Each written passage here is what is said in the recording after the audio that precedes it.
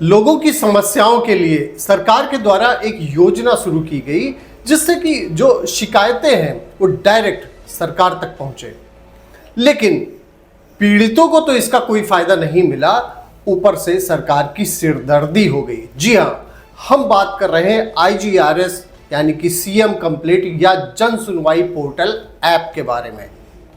यह सरकार के द्वारा बनाया गया था इस उद्देश्य के साथ कि जो लोग परेशान हैं, कहीं जा नहीं सकते, वो सीधे एक मेल करेंगे, ऐप पर जाएंगे और वहां अपनी चीज़ों को, जो शिकायतें हैं, उसको दर्ज कराएंगे और उनके पास में शिकायत जो पहुंचेगी वो OTP के द्वारा उसका रजिस्ट्रेशन करने के बाद में फिर जो जांच होती, जो इसका जो सबसे सकारात्मक पहलू है जन सुनवाई पोर्टल ऐप या IGRS UP का, जो सबसे जो पॉजिटिव पॉइंट है कि आपके मामले की जांच क्या हुई है और अधिकारी ने क्या रिपोर्ट लगाई है, यह आपको पता चल जाता है, क्योंकि उसमें आख्या जो होती है वो अपलोड करनी होती है। लेकिन अगर हम इस पे नजर डालें, जो पहले के वीडियो बनाए गए थे उसमें ये बताया गया था कि कैसे आप शिकायत करें, कई सारी चीजें थी, और फीडबैक कैसे करें, जन सुनवाई पोर्टल में फीडबैक कैसे करें, जन सुनवाई पर शिकायत कैसे करें। लेकिन इस सब के बावजूद अगर आप कमेंट्स पे नजर डालेंगे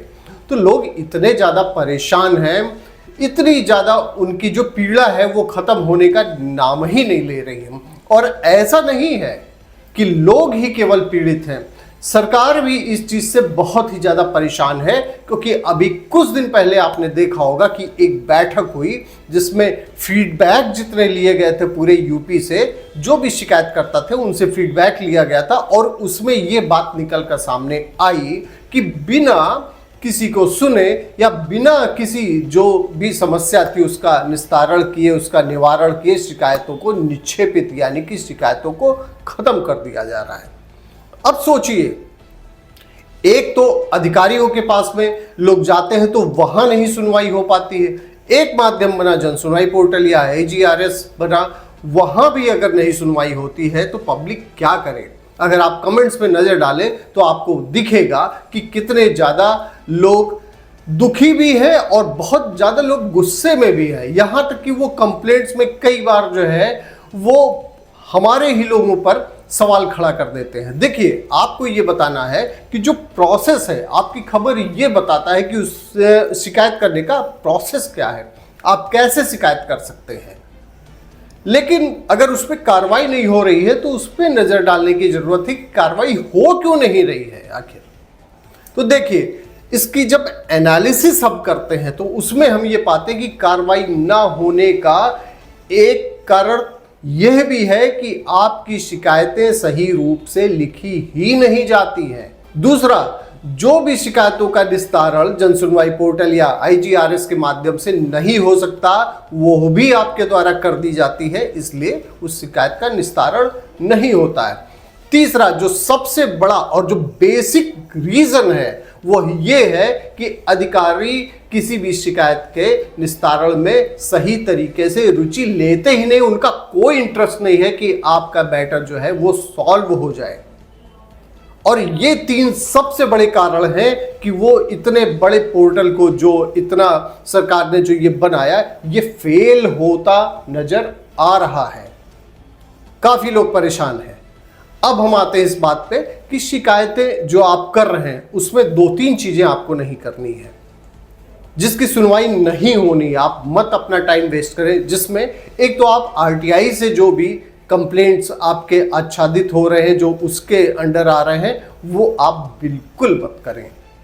दूसरा क्या है, अगर कहीं कोर्ट केसेस चल रहे हैं किसी भी मामले की, उसकी शिकायत भी आप बिल्कुल मत करें, क्योंकि अगर कहीं कोर्ट केस का इन्वॉल्वमेंट हो गया, RTI का इन्वॉल्वमेंट हो गया तो उसमें कहीं भी आपकी सुनवाई नहीं होनी है। जैसा कि आपने कंप्लेंट भी किया है, कई सारे किए हैं कि ये जन सुनवाई नहीं, जन दुखदाई पोर्टल है, तो ये वाकई में आपके लिए दुखदाई हो जाएगा। अब हम आते हैं इस पे कि आपको शिकायत करनी कैसे है। जो सबसे महत्वपूर्ण विषय यही है कि आपको शिकायत जन सुनवाई पोर्टल में शिकायत कैसे करें, जो उसका प्रॉपर तरीका है वो आपको समझ लेना है। सबसे पहले जो आपकी समस्या है उस समस्या को आप लिखिए और उससे संबंधित अगर पहले आपने शिकायत की है, उस पर सुनवाई नहीं हुई है, तो उसका रेफरेंस जरूर दें। और अगर आप डायरेक्टली मिलके अधिकारियों से आपने कोई शिकायत की है तो यह भी बताएं कि फला फला जिस भी अधिकारी से आप मिले उनसे मिलके आपने शिकायत की है और निस्तारण नहीं हुआ है उसका। और उसमें जो एक और इम्पॉर्टेंट चीज है, उसमें अगर आपके पास में कोई एविडेंस है तो उसको जरूर अपलोड करें। और पॉइंट वाइज जिन बिंदुओं पे जांच होनी, इस बात को आप बहुत ध्यान से सुनिए। जो भी शिकायतें करते हैं, एक कंप्लेंट आई थी कि मैंने 100 कंप्लेंट किए और कोई शिकायत नहीं हुई, तो 100 नहीं आप 1000 कर लीजिए, नहीं सुनवाई होगी।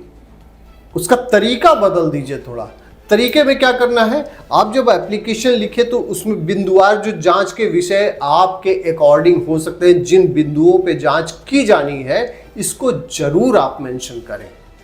जब ये सारी प्रक्रिया आप अपना लेंगे और ये मान के चलेंगे कि आपने जो भी शिकायत की है उसको पूरी तरीके से आपने इतना मजबूत तरीके से प्रेजेंटेशन उसका किया है कि उसमें किसी के लिए आपने कोई गुंजाइश ही नहीं छोड़ी। क्योंकि जो आख्या लगाने वाला है वो तो ये चाहता है कि बिना ऑफिस से निकले ही वो उसमें अपनी रिपोर्ट लगा दे, लेकिन अगर आपने उसमें कोई गुंजाइश नहीं छोड़ी तो बहुत ज़्यादा, मैं ये नहीं कहता हूँ कि 100% आपकी कार्रवाई हो जाएगी, लेकिन बहुत ज़्यादा चांसेस बन जाएंगे कि जनसुनवाई पोर्टल में जो भी आपने शिकायत की है वो उसका निस्तारण सही तरीके से हो जाएगा, क्योंकि अधिकारी बाध्य हो जाएगा उन बिंदुओं पर जांच करने के लिए। और अगर वो नहीं करता है ऐसा तो आप फीडबैक जरूर दें, क्योंकि आपसे पूछा जाता है, फीडबैक दें। और फिर भी अगर आपको लगता है कार्रवाई नहीं हो रही तो फिर से शिकायत करें। और कई सारे वीडियोस पहले बनाए गए कि जिसने गलत निस्तारण किया है उसके खिलाफ आप कैसे कार्रवाई कर सकते हैं, इस वीडियो को भी आप जरूर देखें। तो मेरा मानना यह है कि अगर ये सारे प्रोसेस आप अपना लेंगे तो बहुत ज़्यादा चांसेस बनेंगे कि आपकी कंप्लेंट पर सुनवाई हो जाए और आपको न्याय मिल सके। बहुत बहुत धन्यवाद। और इसी तरीके से आप अपने कमेंट्स भी आप हमें देते रहें, जिससे हमें ये पता चले कि हमें आपको और क्या क्या इंफॉर्मेशन देनी है। बहुत बहुत धन्यवाद आपकी खबर देखने के लिए।